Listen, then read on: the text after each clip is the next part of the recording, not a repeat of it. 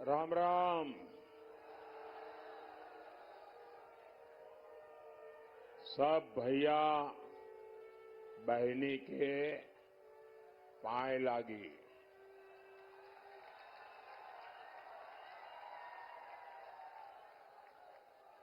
ये जो दो मेहरबान दो चित्र लेके आए हैं, वो चित्र ऊपर करते हैं, पीछे किसी को दिखता नहीं है। एसपी जी के लोग ये चित्र ले लें उनसे, और आप पीछे अपना आता पता लिख देना। खुद का मत लिखना, पेंटर का लिखना, जिस आर्टिस्ट ने बनाया है उसका नाम लिखना, तो मैं उसको चिट्ठी जरूर भेजूंगा। उनसे कलेक्ट कर लें, कोई ले लीजिए भाई। अच्छा, यहां जो 5-6 लोग खड़े हैं, ये जो यहां 5-6 लोग खड़े हैं, वो पीछे सबको परेशान कर रहे हैं। जरा वो वहां से जगह करें।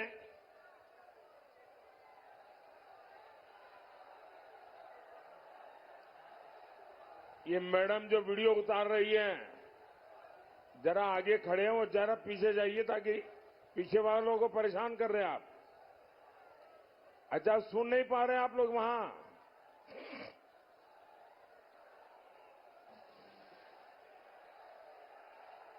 मैं आप दोनों बहनों को कह रहा हूं,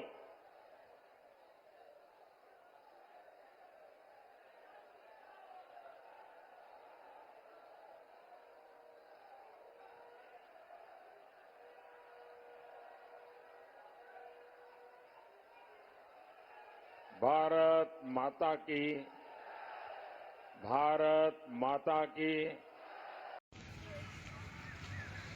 जय हिंद, नमस्कार। मैं मोहन पाठक और हम पहुंच चुके हैं। प्रधानमंत्री नरेंद्र मोदी का आज कार्यक्रम है आजमगढ़ में, और यहां पे आप देख सकते हैं हमारे पीछे पंडाल लगा हुआ है, और पब्लिक जो है धीरे धीरे इकट्ठा हो रही है, क्योंकि कार्यक्रम जो है 9 बजे का बताया जा रहा है और अभी 8 बज रहे हैं, तो 1 घंटे का समय है और लगातार लोग यहाँ पर आ रहे हैं। और आपको दिखाते हैं, फिर अंदर कुछ लोगों से बातचीत होगी, चर्चा होगी, उसके बाद चीज़ें आपको क्लियर होंगी कि क्या माहौल है। यह है कार्यक्रम स्थल और धीरे धीरे लोगों का आना जाना शुरू हो चुका है। तो चलिए देखते हैं आगे क्या हो रहा है और किस प्रकार की बातें चल रही हैं। तो सचिन जी, क्या लग रहा है कि प्रधानमंत्री नरेंद्र मोदी जी के आने से यहाँ पे कुछ बदलाव नज़र आ रहे हैं? हाँ, चलिए, बहुत बढ़िया। देखते हैं कि क्या लगता है, क्योंकि पिछली बार यहाँ से संगीता आज़ाद जो थी वो चुनाव जीती हुई थी, और वो समाजवादी पार्टी और बहुजन समाजवादी पार्टी दोनों का जो गठबंधन था, उस गठबंधन के अनुसार उन्होंने यहाँ पर चुनाव जीता था। लेकिन इस बार अगर हम देखेंगे तो संगीता आज़ाद जो है भारतीय जनता पार्टी का दामन थाम चुकी हैं, और फिर सारा समीकरण यहाँ पर बदल चुका है। और जहाँ तक जनता की राय देखें तो इसमें पॉलिटिकली देखें तो नीलम सोनकर के पक्ष में जा रहा है, और देखने वाली बात होगी कि आगे क्या क्या चीज़ें होंगी हैं। धरना स्थल पर हम मौजूद हैं और आप देख सकते हैं कार्यक्रम की तैयारियां जोर शोरों से हो रही हैं। अभी 1 से 1.5 घंटे बाद प्रधानमंत्री नरेंद्र मोदी यहां पर आपको दिखाई पड़ने वाले हैं। तो चलिए हम लोग अंदर चलेंगे और अंदर ही जाएंगे, क्योंकि हम लोग अंदर से बात करने की कोशिश करेंगे। यहाँ पे एंट्री गेट है, चेकिंग लेडीज़ वाला होगा ना। यहाँ पर सिक्योरिटी लगी हुई है। चलिए सचिन, आ जाओ। मोबाइल निकालो। मोबाइल के अलावा कुछ है नहीं। ठीक है, चश्मा है, चश्मा और कुछ नहीं। अरे नहीं, नशा निषेध। ये क्या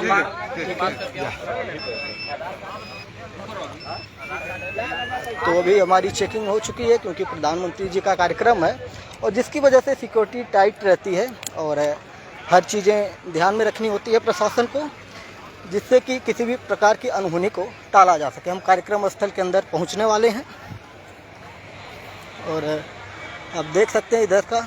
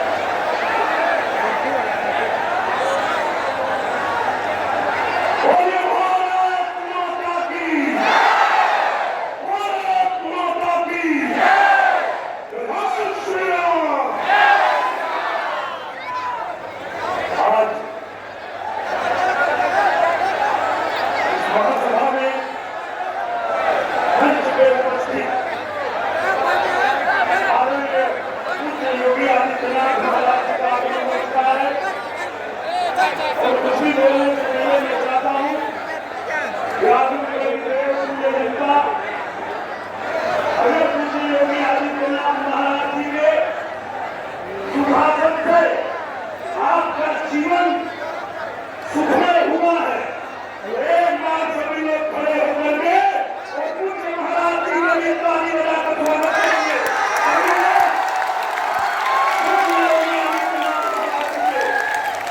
स्वागत में आप लोगों ने ये जो पूरे हिंदुस्तान में पहुंचेगी और आज हम सब बड़े भाग्यशाली हैं।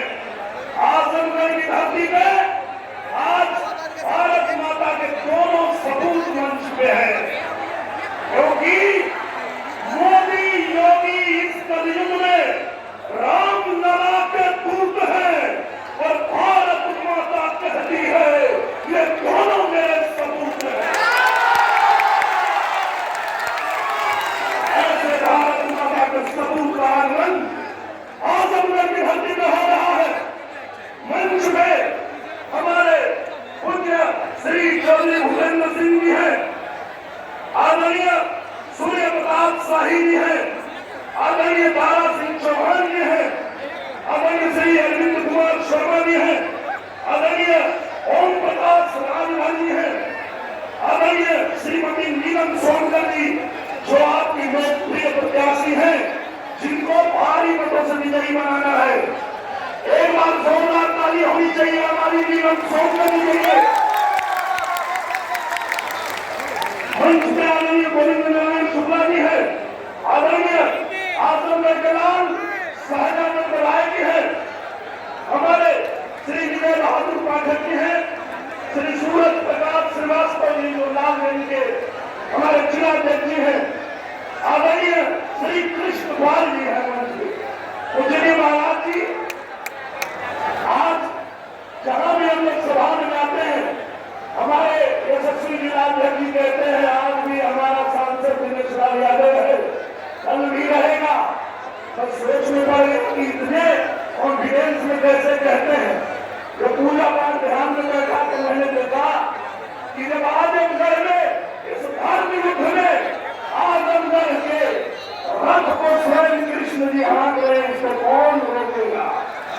कृष्ण पाल जी हमारे यशस्वी जिलाध्यक्ष जी है, हमारे श्री राम सूरत राजभर जी हैं, श्रीमती संगीता आजाद जी हैं, श्री अशोक सिंह जी हैं, श्री नरेंद्र सिंह जी, आदरणीय श्री मुराहू राजभर जी, आदरणीय श्री घनश्याम सिंह पटेल जी, आदरणीय श्री विनोद कुमार राय जी, आदरणीय सुनील कुमार गुप्ता जी, आदरणीय महाश्वरी राम पांडे जी, आदरणीय हमारे भैया सुरेश मिश्रा गुड्डू जी, आदरणीय श्रीमती वंदना सिंह जी, श्रीमती मंजू स्वरूप जी, आदरणीय अरविंद जायसवाल जी, श्री जसवंत सिंह जी, श्री सत्येंद्र राय जी, श्री मनोहर यादव जी, श्री प्रशांत सिंह जी, डॉक्टर कृष्ण मुरारी विश्वकर्मा जी, आदरणीय श्रीमती अपूर्वा सिंह जी, श्रीमती श्वेता जायसवाल जी और मंच पे उपस्थित सभी हमारे सम्मानित नेतागण, हमारे अभिभावक और सामने उपस्थित आप सभी बड़े बुजुर्ग साथियों, माताएं और बहनें,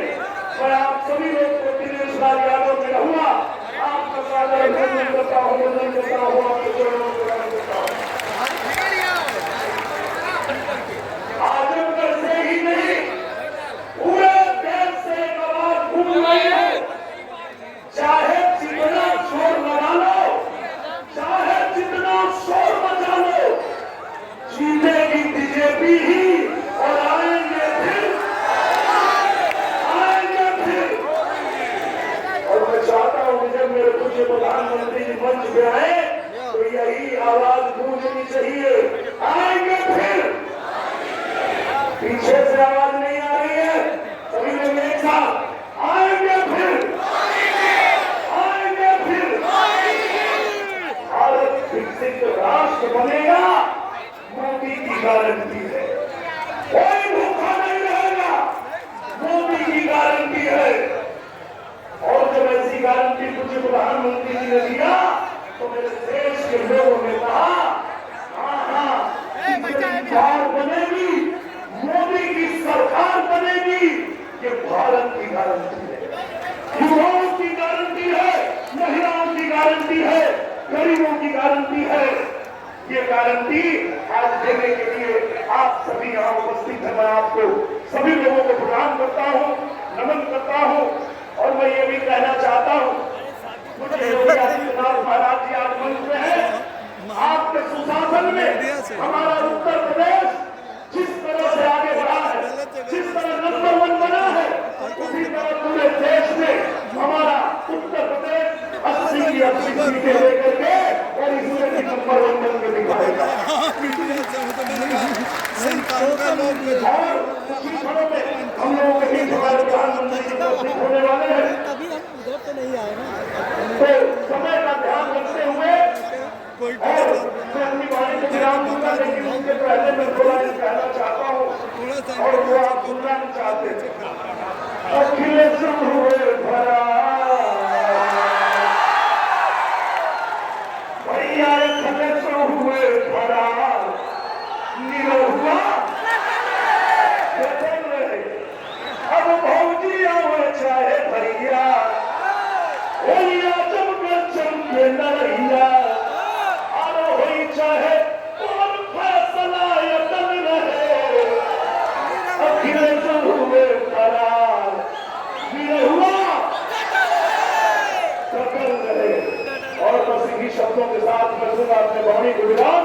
और मैं चाहता हूं कि आप सभी मेरे साथ एक बार रहेंगे। जय श्री राम। बहुत बहुत धन्यवाद।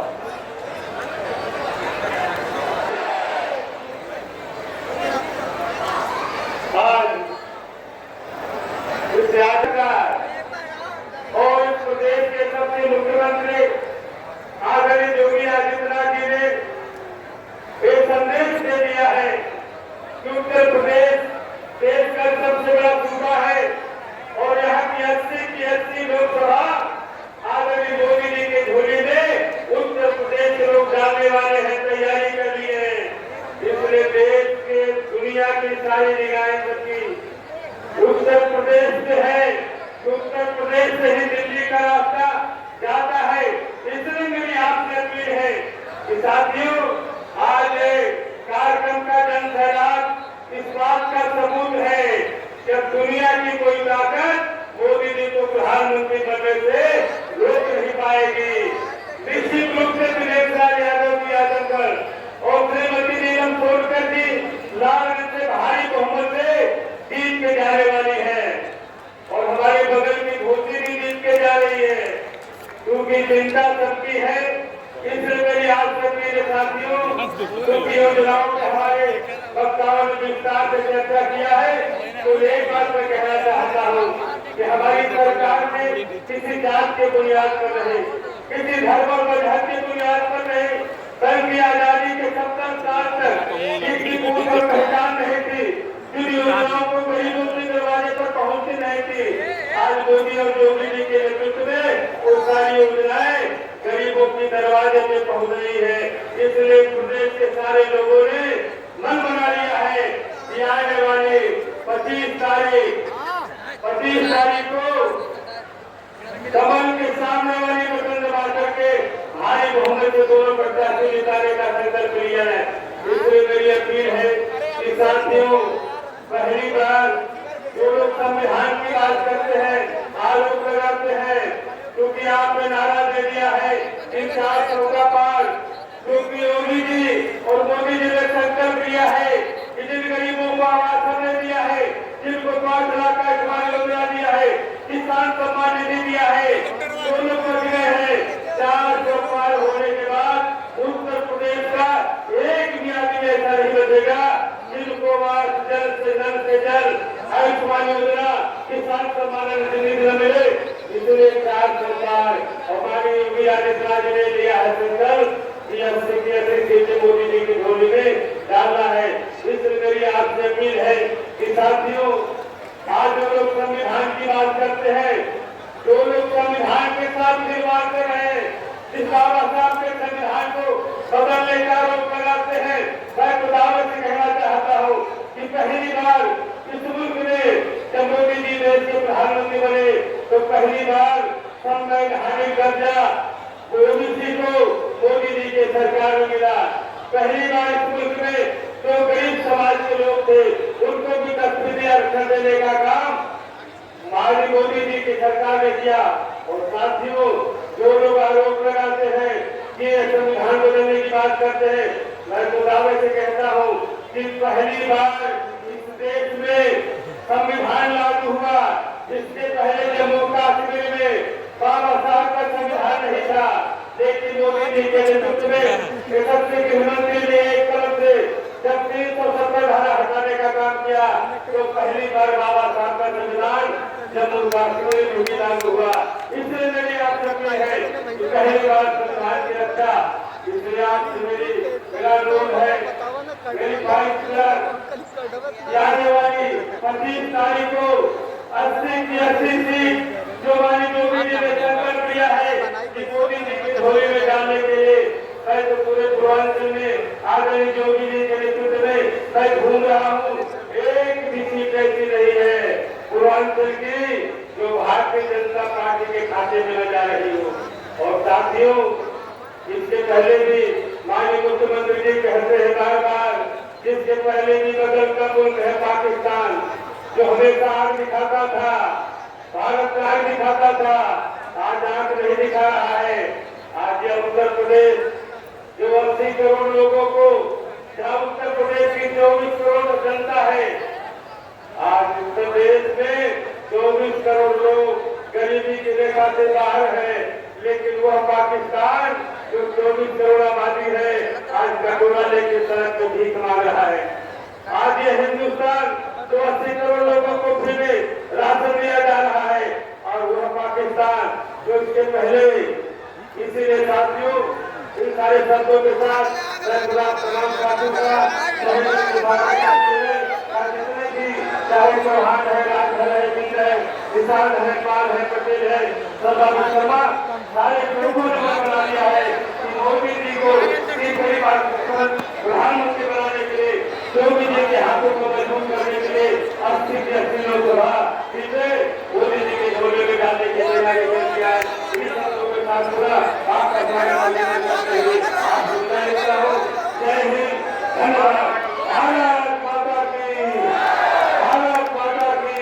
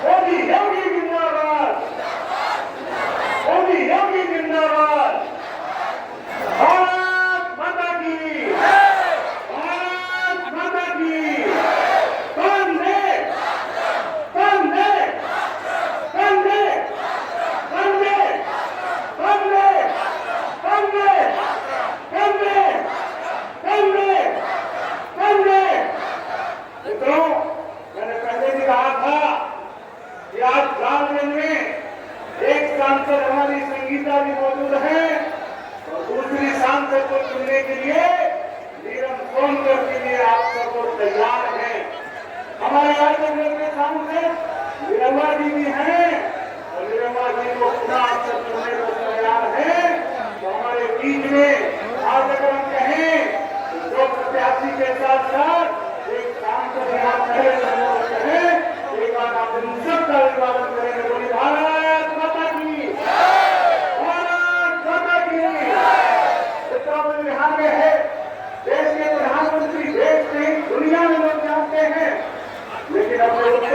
के मुख्यमंत्री योगी जी पहले तो 45 दिन राजस्थान में था, वो राजस्थान के चुनाव में मैंने देखा कि पेड़ों पर जड़ कुचल के जो अपने मुख्यमंत्री उत्तर प्रदेश का भाषण सुनने को बेकार रहा करते थे, आज अपने मुख्यमंत्री जी हमारे बीच में है। एक बार आप सब अपने काम पर खड़े होकर के, एक बार अपने काम पर खड़े होकर के राजा करूंगा माननीय योगी आदित्यनाथ जी का स्वागत करेंगे। दोनों हाथ ऊपर उठा करके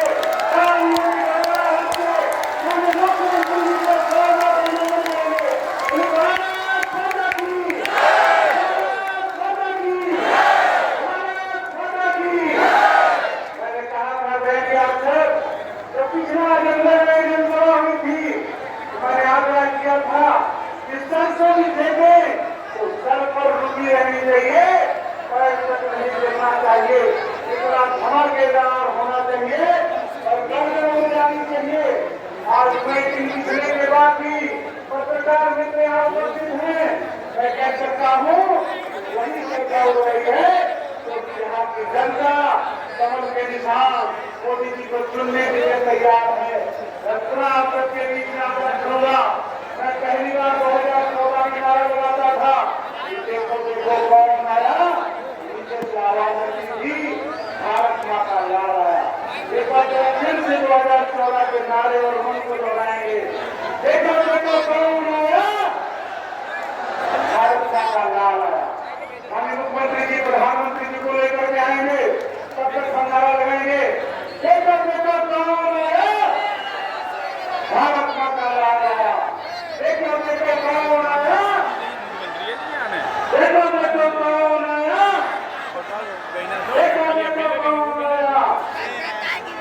वाले कराएंगे। देखो देखो कौन आया, देखो देखो कौन आया, देखो देखो कौन आया। भारत माता की, भारत माता की। देखो भाई मोदी जी आएंगे, आप अपने काम पर खड़े होंगे, कुर्सी पे खड़े होने से बचिएगा। कुर्सी पर खड़े होंगे और एक के ऊपर एक कर जाएंगे तो थोड़ा कभी नुकसान हो सकता है, लेकिन आप जब अपने काम पर खड़े होकर के ये पालन करेंगे और नारा लगाएंगे, भारत माता की, भारत माता की, भारत माता की, भारत माता की। जय मोदी जिंदाबाद, जय मोदी जिंदाबाद, भारतीय जनता पार्टी जिंदाबाद।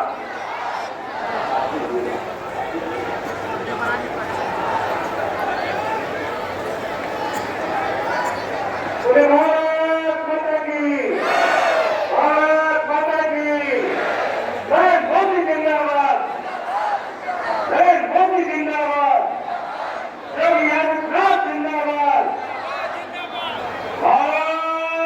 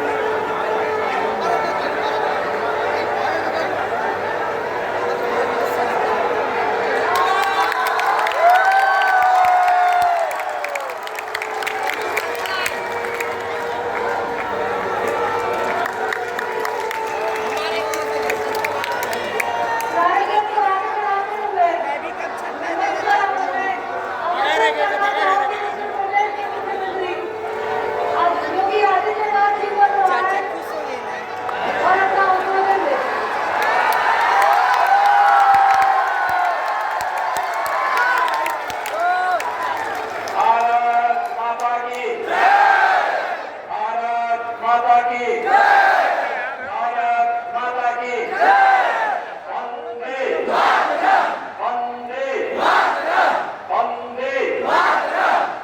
अरे योगी जी आएंगे।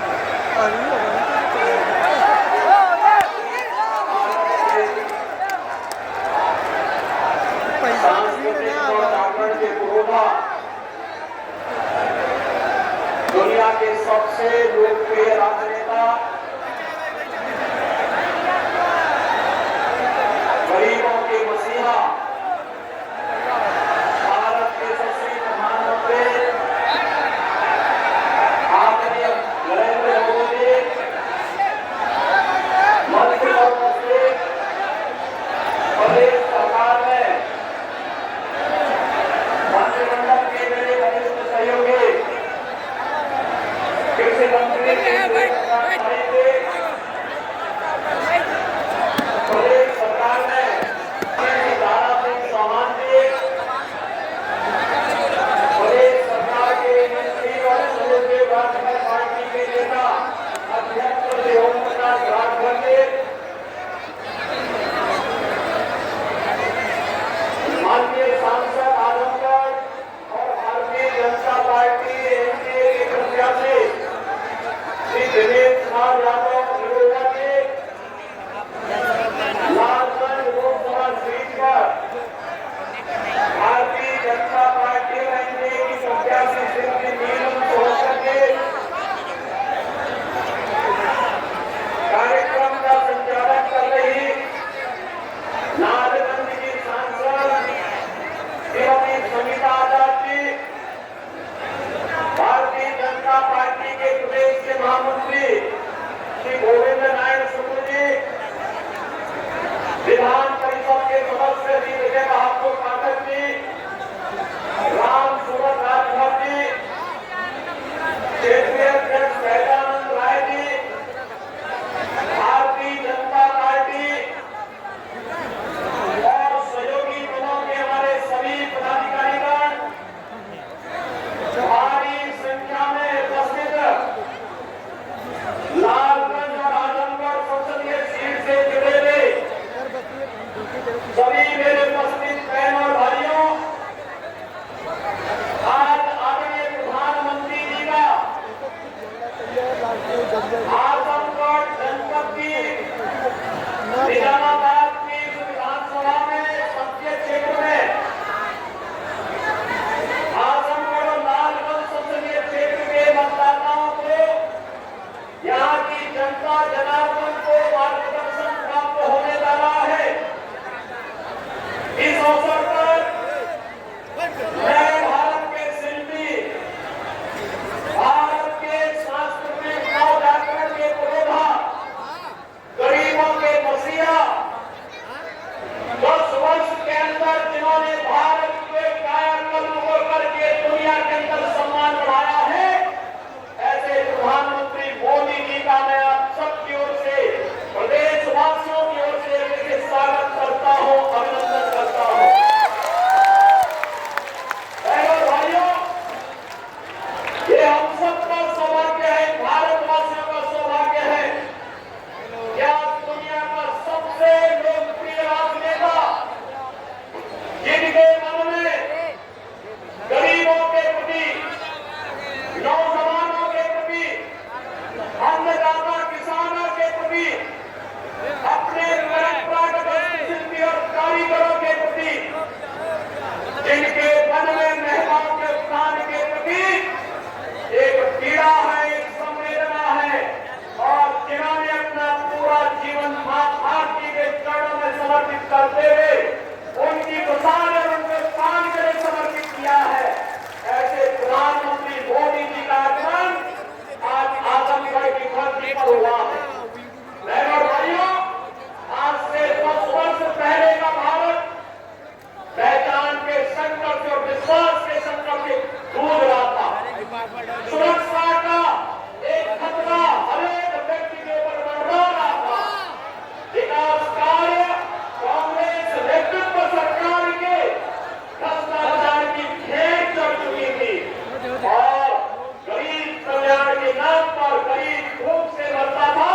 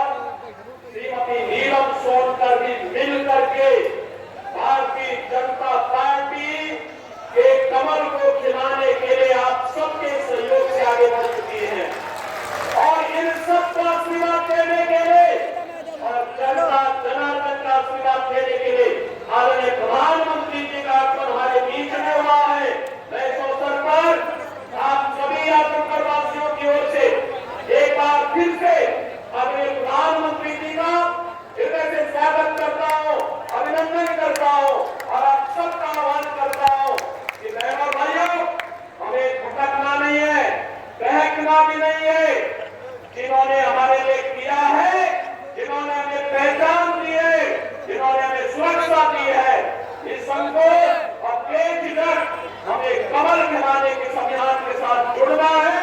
इस संकल्प के साथ मैं अपनी वाणी को दे पहुंच रहा हूं। जय जय श्री राम।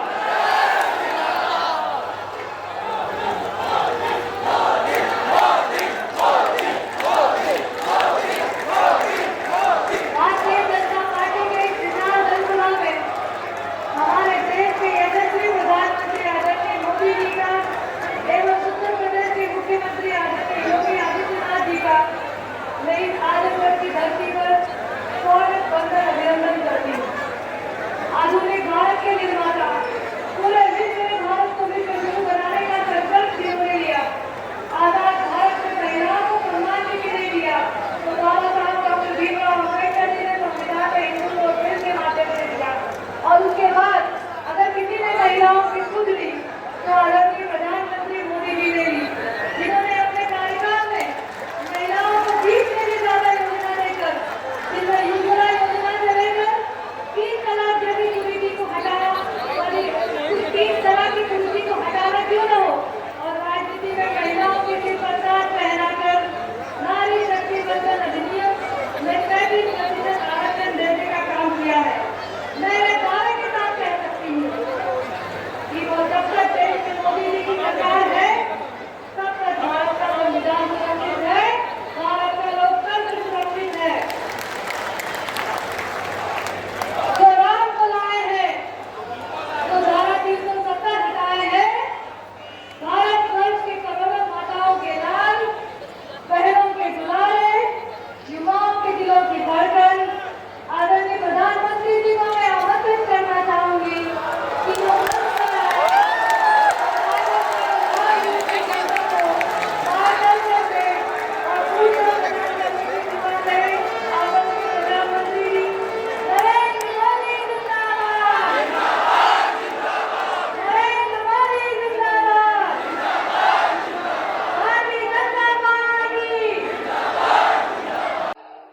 भारतीय जनता पार्टी।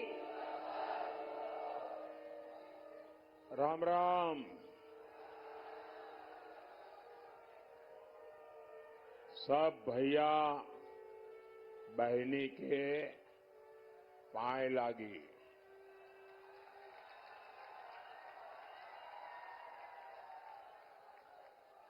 ये जो दो मेहरबान दो चित्र लेके आए हैं, वो चित्र ऊपर करते हैं, पीछे किसी को दिखता नहीं है। एसपीजी के लोग ये चित्र ले लें उनसे, और आप पीछे अपना आता पता लिख देना। खुद का मत लिखना, पेंटर का लिखना, जिस आर्टिस्ट ने बनाया है उसका नाम लिखना, तो मैं उसको चिट्ठी जरूर भेजूंगा। उनसे कलेक्ट कर लें, कोई ले लीजिए भाई। अच्छा, यहां जो 5-6 लोग खड़े हैं, ये जो यहां 5-6 लोग खड़े हैं, वो पीछे सबको परेशान कर रहे हैं। जरा वो वहां से जगह करें।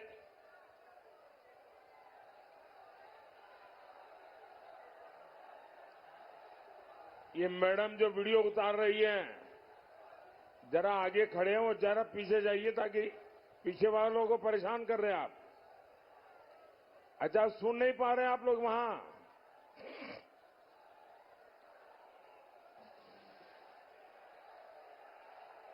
मैं आप दोनों बहनों को कह रहा हूं,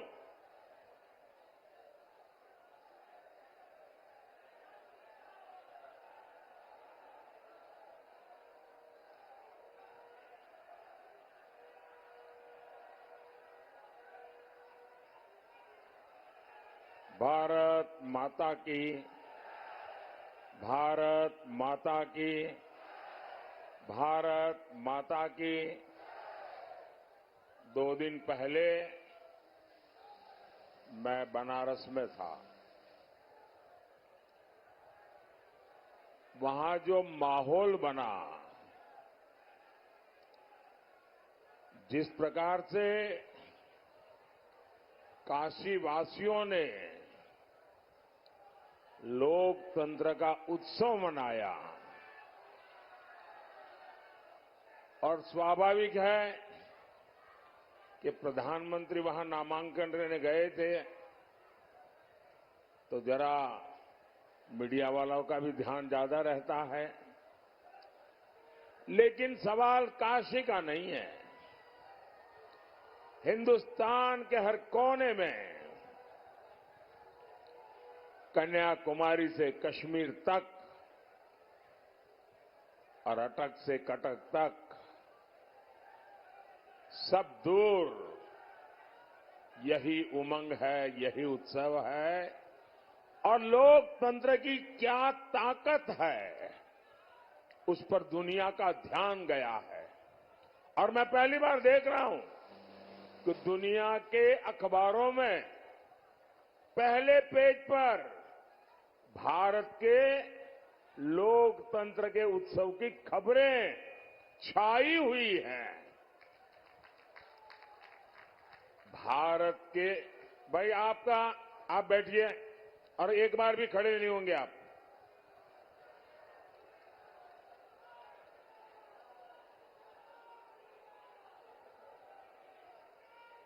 भारत की पहचान, भारत का माहात्म्य दुनिया के लिए भी कितना महत्व रखता है, इसका ये परिचय है। दुनिया देख रही है कि जनता जनार्दन का आशीर्वाद भारतीय जनता पार्टी, एनडीए, हमारे सभी साथियों पर है। और जहां भी जाते हैं एक ही स्वर सुनाई देता है, एक ही नारा गूंज रहा है, एक ही संकल्प चारों तरफ लेकर के लोग चल रहे हैं। और वो है फिर एक बार, फिर एक बार, फिर एक बार। भाई और बहनों, आखिर दुनिया को ये विश्वास कैसे है? ये रातों रात तो नहीं हुआ है। दुनिया ये जन समर्थन देख रही है। आपका प्रेम और आपका आशीर्वाद, आपका स्नेह दुनिया को अचरज कर रहा है। दुनिया देख रही है कि भारत के लोगों को मोदी की गारंटी पर कितना भरोसा है।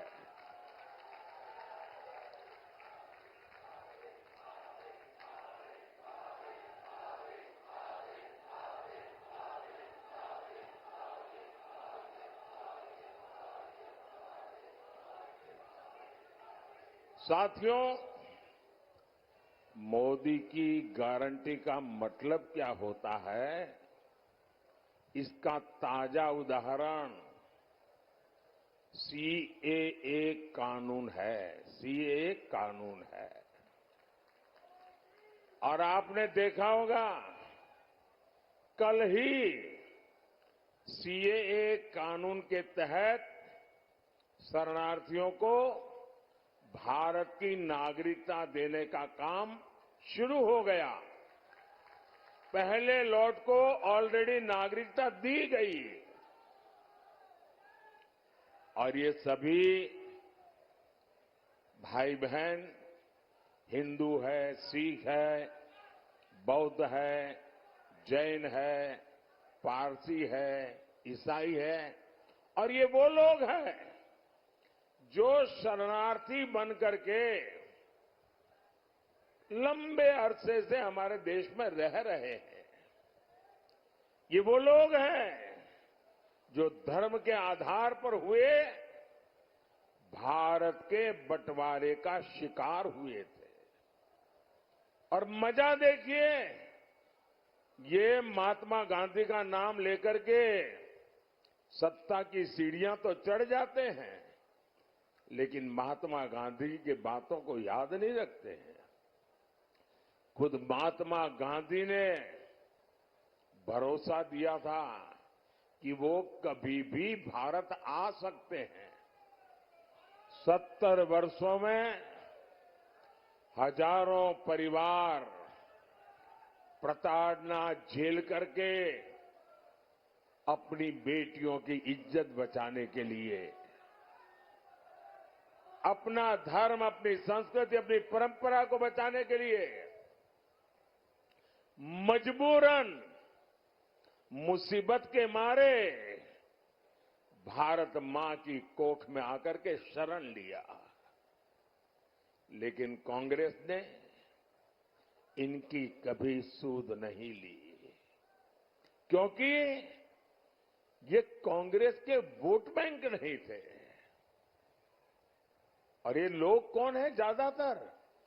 ज्यादातर इसमें मेरे दलित भाई बहन हैं, मेरे ओबीसी समाज के भाई बहन हैं, मेरे पिछड़े भाई बहन हैं। और इसलिए इन पर वहां तो जुल्म हुआ ही हुआ,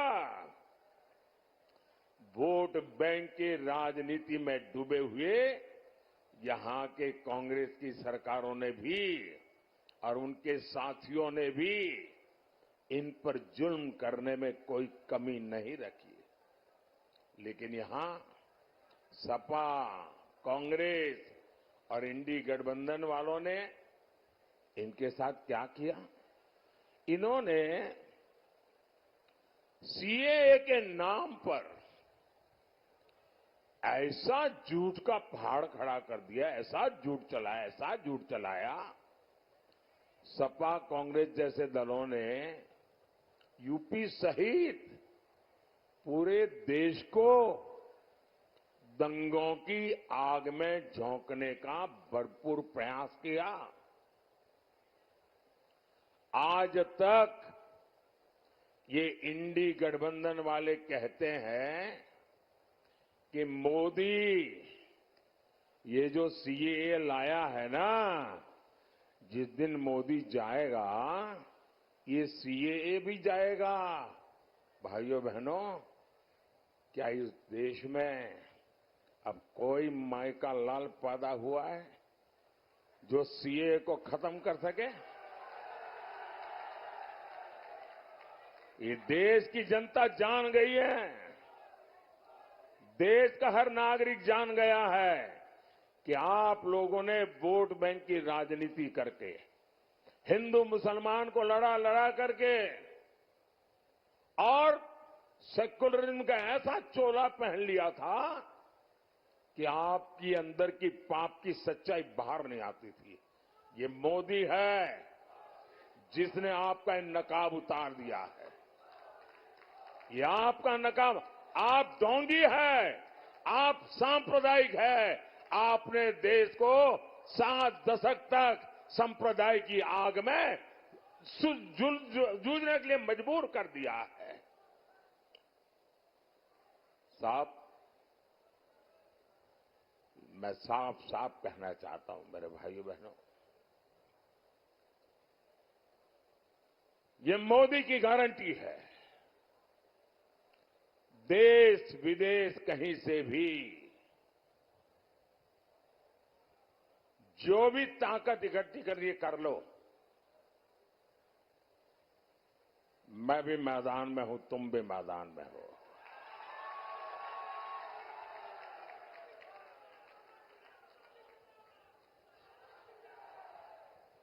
आप सीएए नहीं मिटा पाओगे। आने वाले कुछ महीनों में ही पश्चिम बंगाल से लेकर दिल्ली, पंजाब तक हजारों शरणार्थी परिवार मां भारती की गोद में रह रहे हैं, अनाथ की तरह रह रहे हैं। वो अब सम्मान के साथ रहेंगे, उनके पास उनकी एक पहचान होगी, वो मां भारती के बेटे कहने के हकदार हो जाएंगे। हमारे उत्तर प्रदेश में भी ऐसे लाखों परिवार बसे हुए हैं जी। साथियों, मोदी की एक और गारंटी आज कश्मीर में भी दिख रही है। पिछले 5-6 दशकों में कश्मीर देश के हर चुनाव का मुद्दा होता था। हर चुनाव में सभी दल कश्मीर के मुद्दे को भुनाते थे। आपने देखा होगा, ये हमारे विरोधी लोग हैं ना, उनकी बोलती बंद हो गई है, उनके मुंह पे ताला लग गया है और दबी जबान में उन इलाकों में जाकर के कहते हैं, अरे चिंता मत करो, ये मोदी भले कुछ भी चिल्लाता रहे, ये मोदी ने भले 370 हटाया, जैसा ही हमको मौका मिलेगा ना हम 370 भी वापस ले आएंगे। भाइयों बहनों, सवाल मोदी का नहीं है।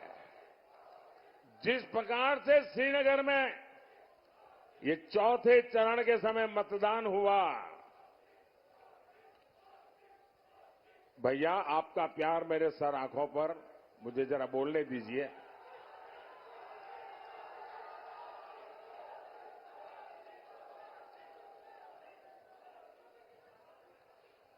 चौथे चरण में श्रीनगर में जो मतदान हुआ है, 40 साल के बाद वहां भारत के लोकतंत्र का उत्सव मनाया गया, भारत के संविधान का गौरवगान किया गया और मतदान करके लोग गर्व अनुभव कर रहे थे कि वे हिंदुस्तान की सरकार बनाने जा रहे हैं।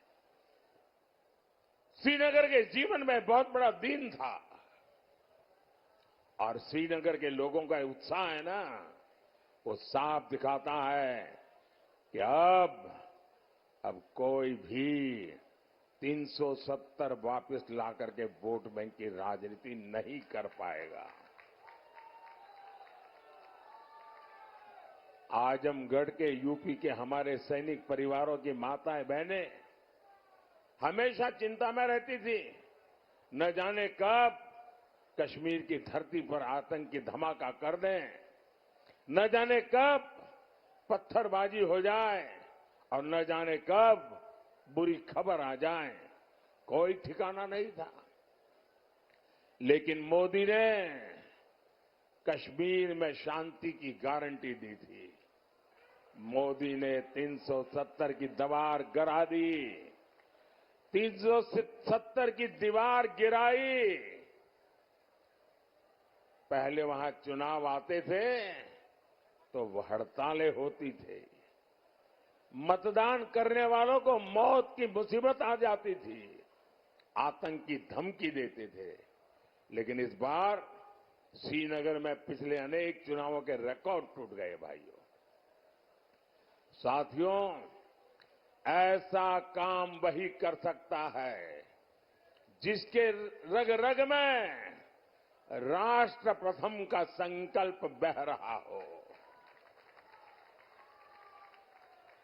आप याद करिए, 10 साल पहले देश में एक सामान्य व्यक्ति की सुरक्षा भगवान भरोसे होती थी। कभी बम धमाके, कभी आतंक, कभी स्लीपर सेल, कभी दंगे, और आजमगढ़ की तो पहचान ही बदल दी गई थी। न जाने किस किस नाम से आजमगढ़ को बुलाया जाता था, कितना बदनाम करके छोड़ा था।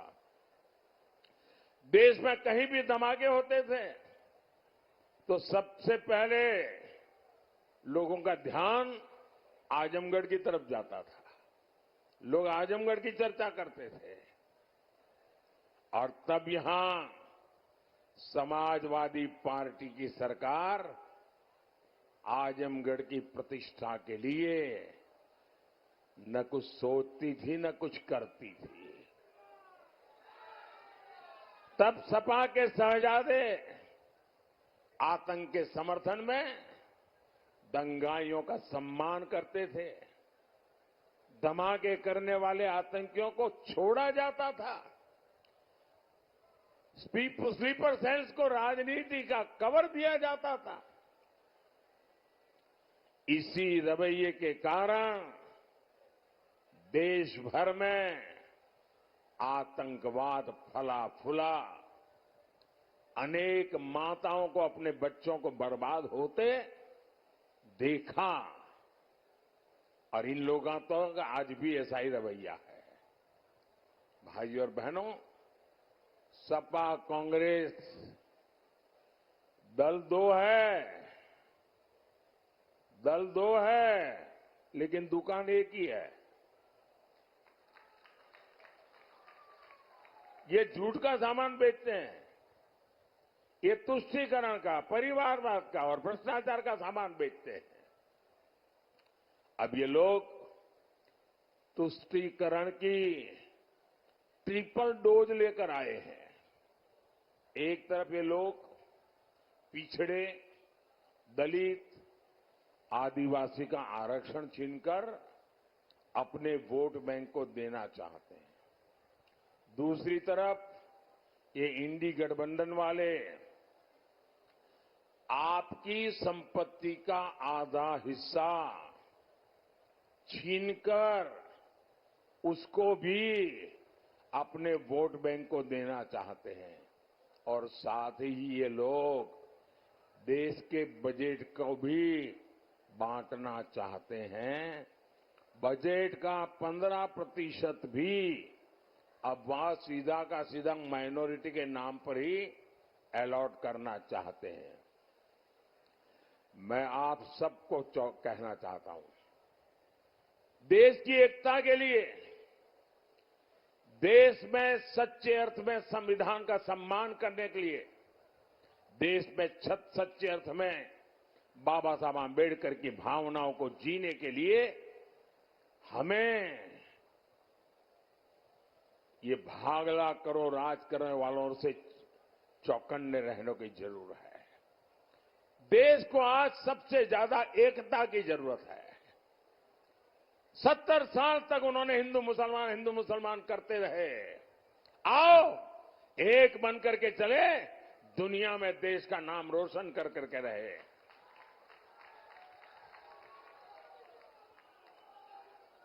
साथियों, इंडी गठबंधन तुष्टीकरण के दलदल में पूरी तरह धंस चुकी है। समाजवादी पार्टी के शीर्ष नेता राम मंदिर को लेकर आए दिन घटिया बातें कर रहे हैं। कांग्रेस के शहजादे ने तो राम मंदिर को गालियां देने का मिशन ही चला रखा है। सिर्फ वोट बैंक को खुश करने के लिए ये लोग हमारी आस्था पर चोट कर रहे हैं। साथियों, यहां इतनी बड़ी संख्या में हमारी माताएं बहनें आई हैं। मोदी आपका जीवन बेहतर बनाने के लिए दिन रात एक कर रहा है। आज हर गरीब को मुफ्त अनाज मिल रहा है।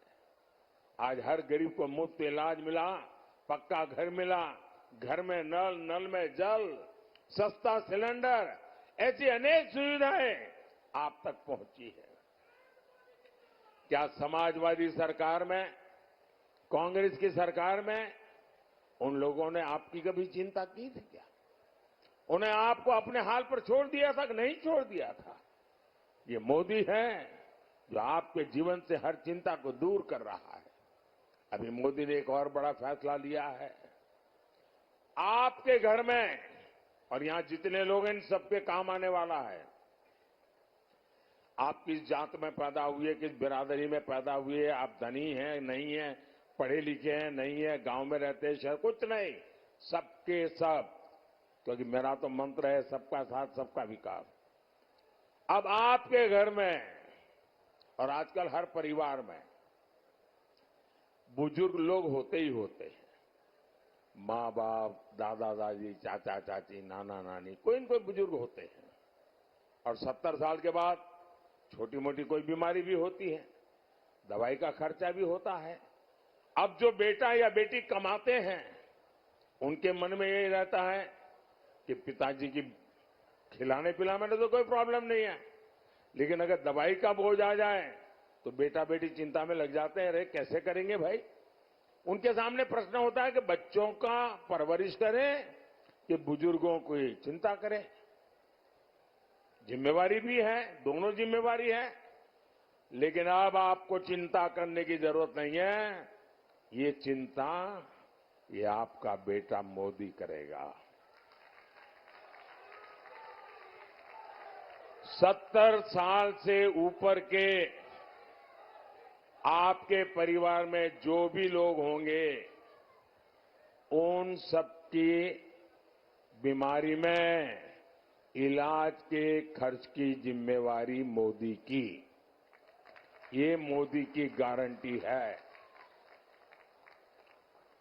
घुटने की दिक्कत हो, हार्ट की परेशानी हो, कोई भी बीमारी हो, हर बुजुर्ग का इलाज होगा और वो भी मुफ्त होगा। साथियों, मोदी ने एक और योजना शुरू की है। इसमें बिजली बिल 0 हो जाता है। बिजली बिल 0।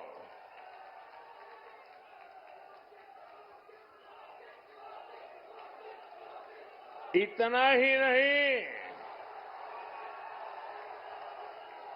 बिजली बिल तो 0 हो जाएगा, लेकिन बिजली इस्तेमाल करने वाला हीरो बन जाएगा। सिर्फ निरहुआ हीरो हो गया था नहीं, आप हीरो बन जाएंगे। इस योजना को मैं समझाता हूं और ऑलरेडी चालू कर दिया है मैंने। ऐसा नहीं कि 4 जून के बाद करूंगा, कर दिया। योजना का नाम है पीएम सूर्यघर मुफ्त बिजली योजना।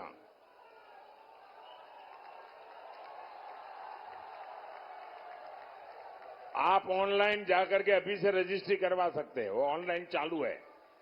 ये योजना क्या है?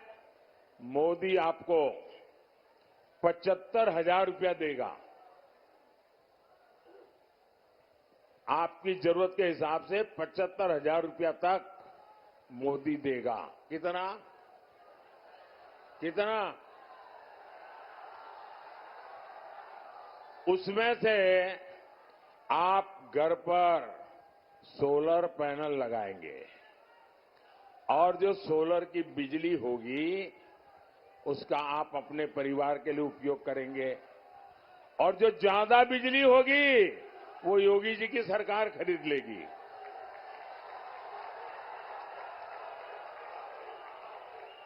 अब इससे आपका बिजली का बिल तो 0 हो जाएगा, आप बिजली बेच करके कमाई करना शुरू कर दोगे। ये काम मोदी आपके लिए कर रहा है। और आप रजिस्ट्री करवाते हैं, ऑनलाइन जाइए, सारी चीजें अवेलेबल है। साथियों, आज भाजपा सरकार में यूपी का तेज विकास हो रहा है। मंदुरी एयरपोर्ट बना है, महाराजा सुहेलदेव यूनिवर्सिटी बनी है, किसान कल्याण के काम हो रहे हैं।